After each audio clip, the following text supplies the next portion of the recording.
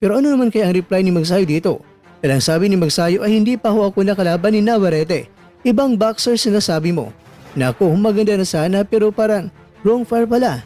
Pero ganoon pa man, sana sa komento ng ating kabayan na sobrang real talk ay may mapupulutang aral ang ating idol dyan na si Magnifico. Kaya naman, dumating na sa pagkakataon na may nagtanong na Mark, kailan mo pwedeng labanan si Naoya? Ang sagot naman ni Magsayo na ready na siya anytime.